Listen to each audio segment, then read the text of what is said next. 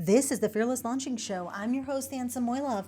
Today we're going to talk about 5 automations you should be using even if you're live launching. So no matter if you're live launching, you've got something that's always available, here are things that will save your mind, your lower your stress levels, and really are just good business practices. And I'm going to tell you why. I'm going to tell you what they are, why. I'm going to tell you a few tools that have really helped me turn the corner on this. So if you are interested in learning what these 5 automations are, keep listening.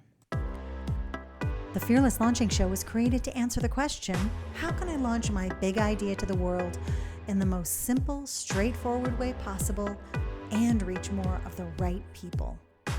I'm your host, Ann Samoilov, and I've been helping 6- and 7-figure business owners launch for over a decade. And while I love geeking out about improving launches, new launch strategies, what's working, what's not working, I'm also obsessed with exploring the heart, the mind, the challenges of running your own business. And that's what we're going to do each and every week. I want to show you how to launch that course or coaching program or other creative work and navigate the journey of being an online entrepreneur. So if you're ready for some new perspectives, some new stories around launching, well, I can't wait to share those with you. Let's get into today's episode.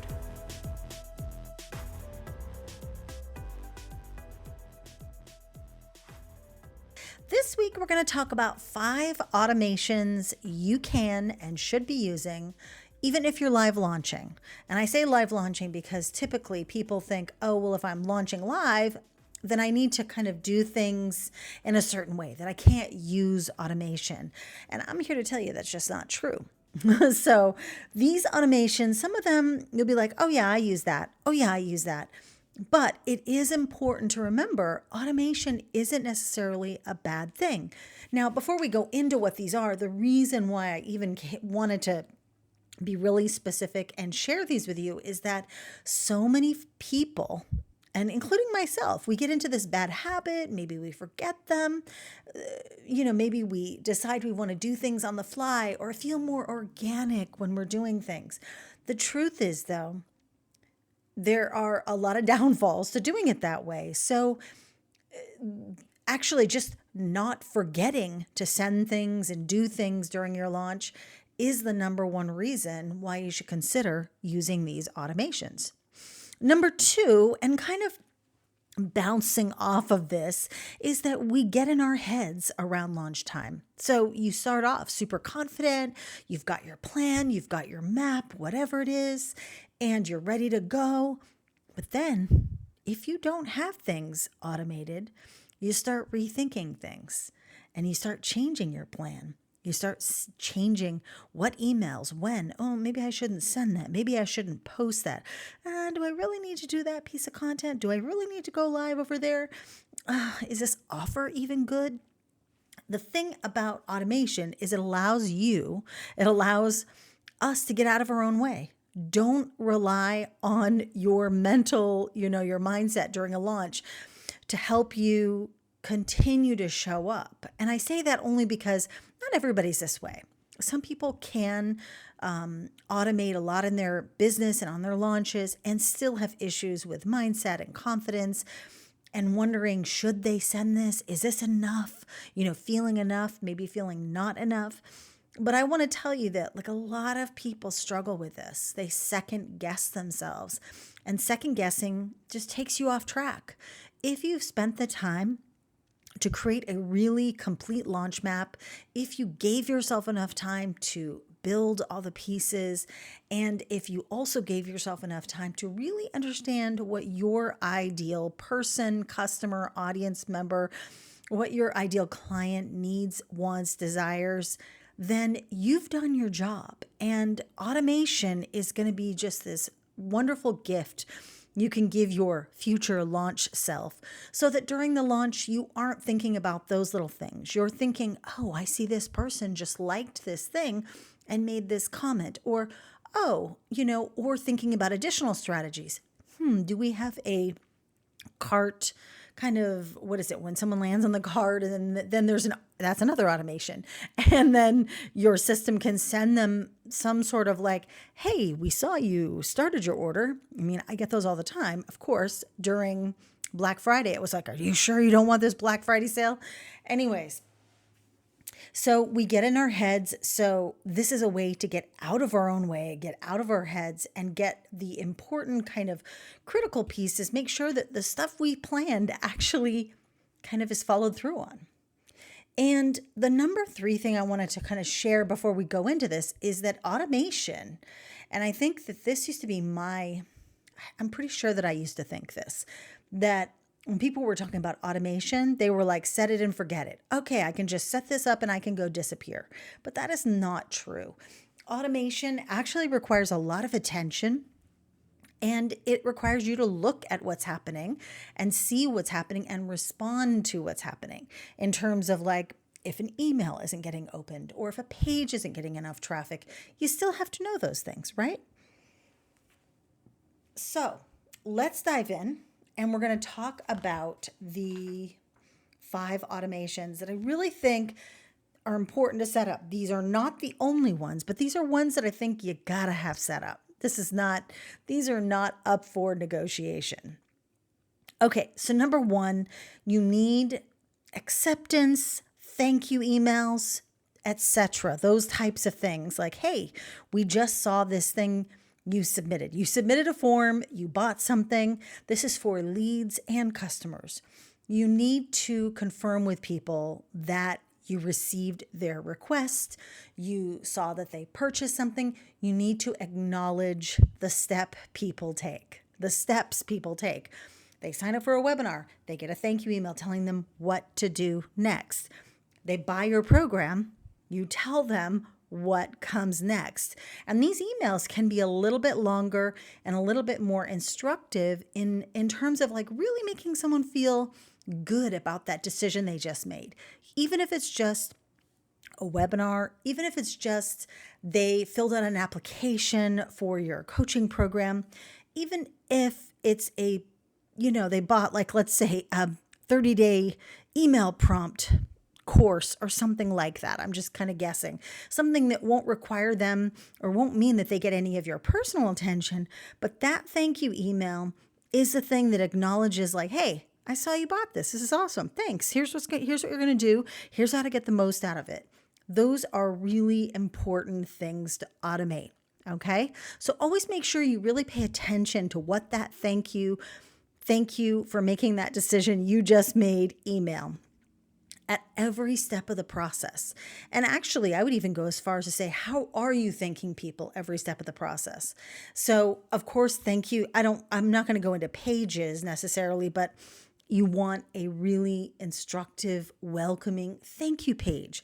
No matter what stage of the process it is, someone is coming to you. Those thank you pages are, even if you think someone just gets to it and then they click off of it, if it's welcoming, if it's friendly, if it gives them information, they're bound to stay.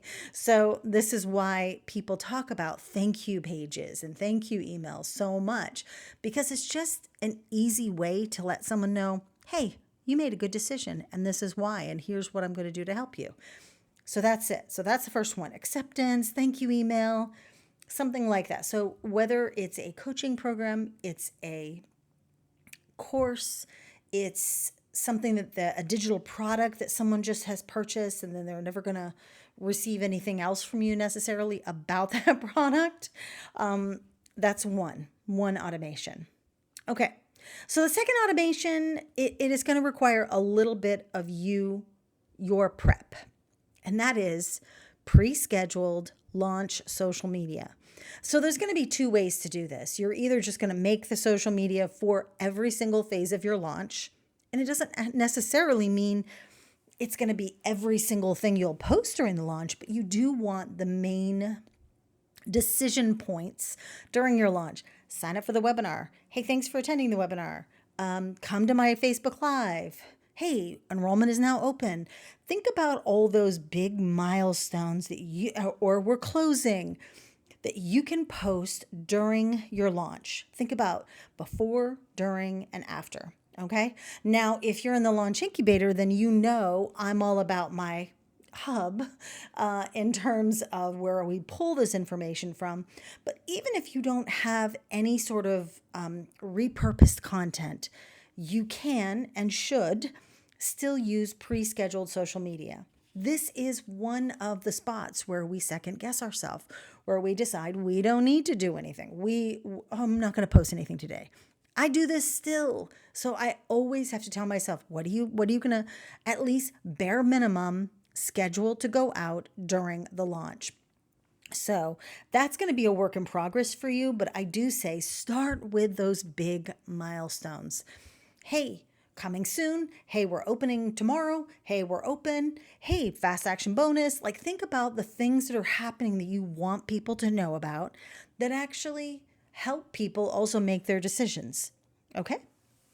All right. So this next, number 3, the next automation is actually one for you. And I know notifications are annoying. Okay? I'm just going to say that straight up. And I know that we've been told over the years, turn off your notifications for when people join your list, etc. When people leave your list. But during your launch, I say turn them on, okay? At the very least, turn on new subscribers and new buyers. Anybody who comes in the door, that should always be on, because that's also another touch point, another opportunity for you to say, to like find them on social media, to like send them a little note, to check in your, in your back end, your CRM, to see when they joined, what they bought, whatever. And so you can reach out to them and say, hey, I just saw you join the incubator. That's awesome. That's awesome. I've been excited. I saw your application. So I'm really happy you made the decision to join us. So get those notifications. Also, even if they're leads during your launch, it's a great time. So one thing I like to do is if I'm in a launch and I see someone signing up for some random lead magnet, I'll be like, oh, I need to reach out to them and say, hey, just FYI, we're launching right now. I just saw that you downloaded that thing, that workbook, that roadmap, whatever, but we also have this live webinar happening. So don't miss out on those leads. Now, I know you're probably thinking, oh, do I have to reach out to people one-on-one? And the answer is, I'm sorry, boo. Yes. Yes, you should. Don't like isolate yourself in this like cabin or this lighthouse thinking, I don't have to talk to anyone. Everything will happen magically without anybody talking to me or me having to communicate with anybody. That is a special thing when you get, like, I remember when I got notified over the years, I've gotten notified when I've joined things and people have sent me voice memos and little trinkets or something like that. But sometimes it doesn't even have to be a gift. Literally emailing them or voice memoing them or calling them, I used to do this a lot, is a great way just to let people know, hey, I saw you just did this. That was, I'm really excited to work with you. What are you working on right now? Like, just to kind of find out who they are and what they need. So this notification of new buyers, new applicants, new leads is a great thing to have. It really, and it will pump you up as well. Okay. selfish sidebar. It'll help pump you up as well. Okay. Now, number 4, we talked about pre-scheduled social media. So if you follow the process that I teach, which I feel like most people who are doing their launches at a higher level are already doing this, where you already are writing your launch emails in advance, where you've got at least a Google Doc of them that you maybe update or you create, or let's say you just create from scratch every single time. Though I would never recommend creating from scratch, but let's just say every time you launch, you got a Google Doc, there's emails in it. I want you to either schedule them to be kind of like a campaign or a sequence in your email service provider, even email marketing provider, or at least pre-schedule them, period. Like if you know when they've got to go out, great. And that will also give you time to kind of think through, who do they go to? When do they go out? Are there people who shouldn't be in this list? And it'll help you start thinking through some of those things well in advance of actually sending them out, and then realizing you're sending them to people who don't even want to hear from you, you know? So doing this kind of work up front is so important. That's one thing. Secondly, people need those reminders. So this is why I'm like, oh my gosh, you need to basically have that all the sales emails ready to go. Now, let's say you're doing a webinar and you only want to send them to the people in the webinar. Well, if you're doing this in advance, you can also think, how can I remind the rest of my list that I'm actually launching too? Well, you get to write like maybe a couple emails, just go out to the whole list, not the people who are on the webinar, like anybody else who didn't see the webinar. It gives you that opportunity to also schedule those during the actual launch. The other thing too is that reminders are kind of like mini commercial breaks. So you don't have to have them all being like these lengthy marketing direct response flavor thing. Some of them, honestly, the most important ones that I find people just kind of don't send are hey, we're closing tonight. Hey, a couple more hours. Do you have any questions? We're closing in 1 hour. Like, how many of you have a resistance to sending multiple closing emails? I know many of you might have that, like, oh, I don't really want to send 3. I'll just send 2.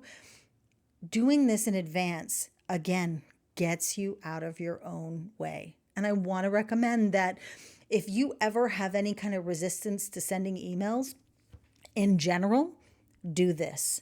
Send people emails. So you have kind of your main interested people. Maybe you have your kind of main list minus those people. And then maybe you actually have another list of people that are definitely not interested. They've said no. This really allows you to figure out who your emails need to go to, where your communication needs to go to. Okay. And once you figure it out once, then when it comes time to launch, you'll be able to just go into your sequence or go into those, past scheduled emails and use them again. Okay. Now, the fifth automation, which really, I know a lot of people don't like them, but I do believe they work. I appreciate them when they're on a page. Honestly, I think we all know that we can hit the stop button on our web browser so a page doesn't redirect. That happens. If this is new to you, I'm sorry. This is how you get past this as a consumer. However, timers, when used correctly, are an important automation piece, okay? And this is great for fixed end deadlines, like a fixed launch that's like Monday through Friday or whatever. This is great even for ongoing evergreen automated funnels. So you don't want to, first of all, the reason why we have them is because it's a deadline for your people, yes, but it's also a deadline for you. It's for you to give people a specific period of time and only email them in that period of time. What, are you going to just continually email people every single day about something until they say yes or no? I think that we miss out on this one piece, that the deadline is actually for you too, to also help you design kind of like what's going to happen within that 5 days. Okay. That maybe someone is, I'm going to talk first about just evergreen and automated things.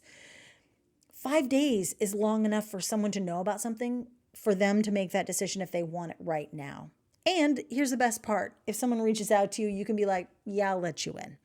You can do that.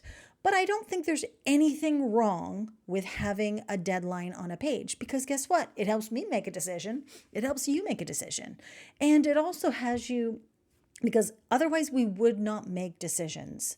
And that is the truth.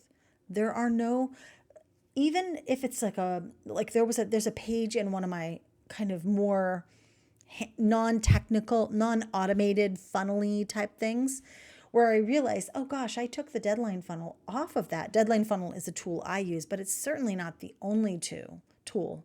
And I said, what I've noticed since I took that off is that there are less people kind of raising their hand for that offer. So I'm going to try to put that back on again. You know, I'm going to put that back on again and then, do my best to not offer that person that thing again for a while. You know what I mean? But I think it's totally fine to do. I know people like to ride their high horse of integrity and say, oh, timers don't have any integrity. But I think they're important because with all of the stuff that's going on, I think we know, especially those automated ones, we know it's not going to be the last time we get that offer. But man, there are some people who do believe it's the last time. But for the majority of the people, I know you listening to this right now, you know that that's not the last offer. It's just this offer. Also, one other thing I want to mention is it is a great way to make sure that you can test out different pieces of the offer, different bonuses. Because if you say, hey, buy in this time, buy in the next 5 days, and maybe your next offer to them is not going to have that same bonus, is not going to have that same payment plan. So it's a way for you to be able to try different things out with your offers and serve your person in a different way, maybe every time, and try to experiment and try to figure out what is that thing that that person needs, wants, desires, is struggling with, whatever the case is. So don't discount timers. When used correctly, when used in emails. I personally like to see email timers. Honestly, email timers are a little iffy for me. However, I'm okay seeing them the last couple of days of the promotion because there is if a promotion is closing, I want to know about it, right? And if if a replay is no longer going to be available, I'm going to want to know about that too. So just use your best judgment on what you would want to know about. When is it not going to be available for you anymore? So it's okay. Okay. I don't think anybody is going to, if you've ever thought, gosh, I don't want to use timers, those feel really janky. No one's judging you. Okay. People need a little bit of a push to know that they only have a specific period of time to get this specific offer that they're currently looking at on their screen. It doesn't mean that they can't buy again. It just means that this specific offer may not be available again. Okay, so those are the 5 automations I wanted to tell you about. The thank you, acceptance, thank you for making your decision, whether it's a lead or a customer, someone who's joining your list, someone who's coming to work with you as a client or a customer, as a student. 2, a pre-scheduled social media. The main announcements gotta be pre-scheduled. Don't miss out on that. Everything from open to closing day. Notification of new buyers and new leads during your launch so that you can be interactive with those people, find out what they need, find out why they joined, etc. And also redirect them if they're looking at something that has nothing to do with what you're launching, but they might be interested. Number 4, reminders, and actually just sales emails are reminders, but look for ways to pre-schedule those types of emails. And number 5, timers, when used correctly, are really important automations. Okay, so we didn't do anything too crazy. Those are related to live launches, evergreen, automated, whatever type of launch you want to do.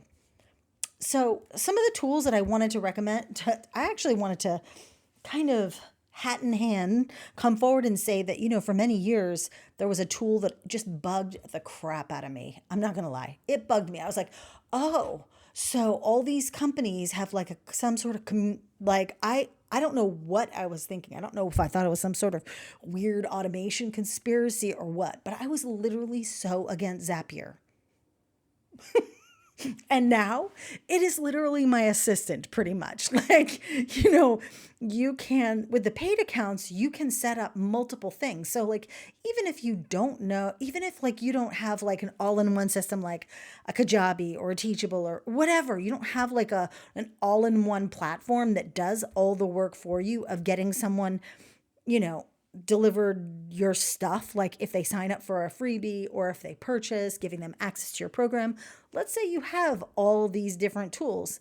Zapier really does do a really great job of helping you put those together. And all of these seemingly unrelated tools all of a sudden can speak to one another, which for me is just mind blowing. And I feel like what I've been doing up to the point of using Zapier was adding people to like manually to campaigns or automations, manually adding a tag to them so that then they would go into that automation, manually, like it was just ongoing. So I use it for people who are filling out an application. Right now, the main one that I have is, well, that's not the only one, but the main one that I'm using right now is when people fill out an application for the launch incubator, which if you've heard me talk about it a little bit here, but if you want to know more about that, I put a link in the show notes below so you can just check out what I'm talking about. But fill out that application. That is a paper form. And then it basically feeds the rest of my stuff that I have, that all these other things that it goes through from, sending that person an email, letting me know that there's someone who applied, and we have this for the leads and for the customers and for the clients as well. But I find it has been amazing. It literally has been amazing that now I don't have to worry about this. Like I was always worried, like, oh, I have ActiveCampaign for this and Kajabi for this, but Zapier allows me to like add them to both. So I'm like, oh, okay, I like that. Also, I wanted to say Paperform is one of these really great. I hadn't been using it. I've had it for years. And now I'm using it because during a recent, when we recently were accepting some applications right before Thanksgiving for the incubator, I was able to go in and I'm like, oh, these are like incomplete submissions, partial submissions. They saved them, which I thought that was really great because then it allowed me to, one person did try to submit her application and it wouldn't go through because something kind of messed up tech wise. But then I was able to reach out to the other folks who had only done partial submissions. So, I mean, granted, maybe the person who got those emails was like, oh my gosh, I didn't know you could see my submission. But yeah, you can. I did not know that. So Paperform is really cool too. So check those two out. Zapier can do quite a bit. Okay. So just when you're going through like all of your systems and how people go from a lead to a customer and what they get as a result, just think about what that process is. And if it doesn't happen already automatically in your existing technical or your tech stack, consider using Zapier. I was quite surprised at how easy it was to set up. And kudos to the Mariah Cause team for really opening my eyes to that. And also, I want to say, I think it was Jordan Gill who did her done in a day 5-day. She did like a 2-day or 3-day virtual event, like maybe earlier this year that I was at. Maybe it was last year. I can't remember. But there was a woman on there who actually did mention this, that she creates these automations with Zapier and Airtable and stuff. And I was just like intrigued at the time, but now I'm like fully all into this. So I hope you'll think about the automations that I've shared with you today, because they can really save you a ton of time, a ton of headache, a ton of second guessing yourself. And, when you're at that mapping stage of your launch, that's when you are your clearest. So that's why and you're most excited and you're most confident. And I want you to utilize that time when you're after you've mapped and you're building things, you're still in that confident place before the doors open where everything can kind of hit hit the fan. I want you to think about using and leveraging that feeling, that excitement that you have at the very beginning to create some of these automations for yourself. You will thank yourself. You're like, gosh, I'm glad I didn't second guess that email or not post that thing. These are things that will serve you, give you a ton more time, but also get you in front of more people. Okay? All right. Enough on automations. I hope you have a wonderful rest of your week, and I will talk to you soon.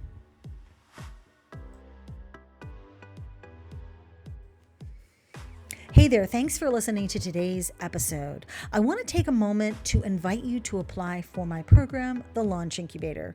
This program is specifically for coaches, creatives, and consultants who are looking to diversify their business, or maybe they've had a diverse business and don't want to choose between creating a new course or a membership, getting rid of their clients.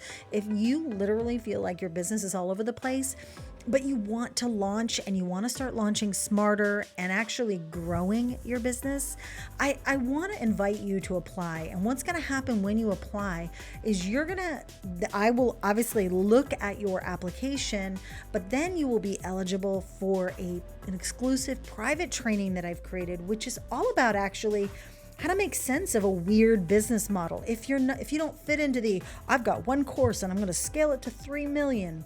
If you've got clients and if you've got a course or if you've got an idea for a physical product and you're just trying to figure out how to put it all together, how to launch everything, how to keep your head on straight, this training is for you.